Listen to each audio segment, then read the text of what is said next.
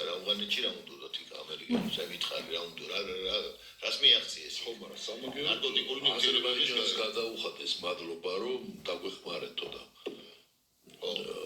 მე მართლა არ ვიცი უბრალოდ ვიღაცებმა კი დაწერეს რომ ჩვენი ჯარი ეხმარებოდაო შევჩენკოსთან ინტერვიუს შემდეგ აზერბაიჯანელებმა დაწერეს რომ რასოით რატო დასვი ეგეთი კითხვა შენ მე დამამონათეს რომ მე სრული გაკვირვებით დავსვი კითხვა რომ ვიცი რომ ქართველები იყვნენ ვიცი რომ სხვა აზერბაიჯანული ჯარი თუ იყო არ ვიცი მეთქი და აღმოჩნდა რომ აი როცა გაყოლბოდნენ ამერიკელები იქ ყოფილა თურქული და აზერბაიჯანული ჯარები და მათ დაუცვიათ ვარჯიში ჯამთელად რო ხო და ამასობაში მთელი საქართველოს უკნებს ვაჟად 30000 კონტინგენტით იყო 32000 კონტინგენტით წარმოდგენილი ბაგრამის ბაზაზე რო იცავდა და ბაგრამის აეროპორტს რო იცავდა ამ თვითონ სტატისტიკურ მონაცემებს გეუბნები 36 თუ 39 ადამიანი დაიღუპა ქართველი ხო დაიღუპა სულ ტყუილ უბრალოდ დაიჭრა კიდე ბევრი კაცი სოსო ხა მე მინდა რომ მარანდისთან ჩავწერო ინტერვიუ პროფესორ მარანდისთან და ახლა ვაწარმოებ მოლაპარაკებას მას მოусვინე მე ძალიან საინტერესო რაღაცებზე ისაუბრა ვინ დაუჯერს ხარს თუ დაიწყო ომი შენი აზრით ირანს და ვინ დაუჯერს ხარს ისრაელს და ამერიკის ალიანსს ეხლა ხარდაჭერა რომ რუსეთიდან და ჩინეთიდან ანუ ეს ჩანს ეხლა გემების სტრამიტის საზღვაო სტრამიტის და ერთმანეთის პირისპირ დგანან რუსული ჩინური და ირანული გემები და აქეთა მხრიდან ამერიკული გემები დგანან კი ბატონო ასოდეს პაკისტანის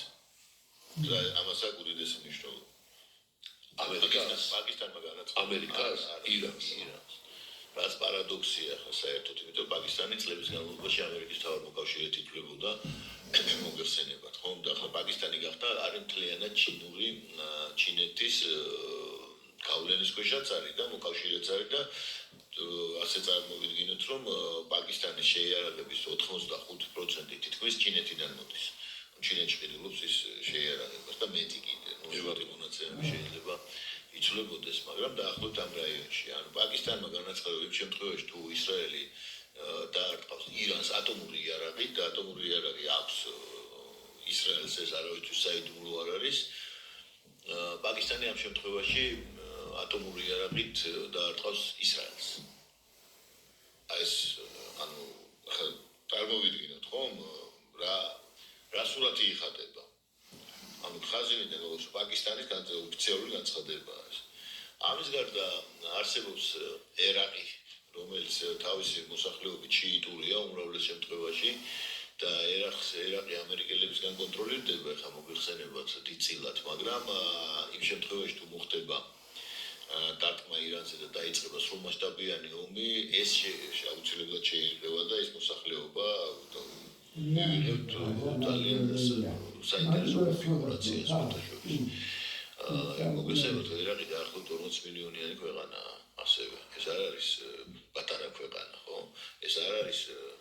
90 მილიონი არიან გონი რომლებსაც არ აქვთ პოტენციალი სამხედრო დიდი ასევე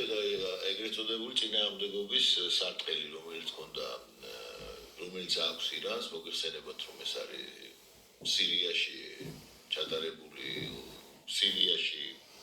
ალჯოლანის მოსვლის შემდეგ სირია გამოაკვდა ამ სარტყელს მაგრამ დარჩა იქ ჰეზბოლა დარჩა სხვადასხვა ორგანიზაციები რომელიც ირანის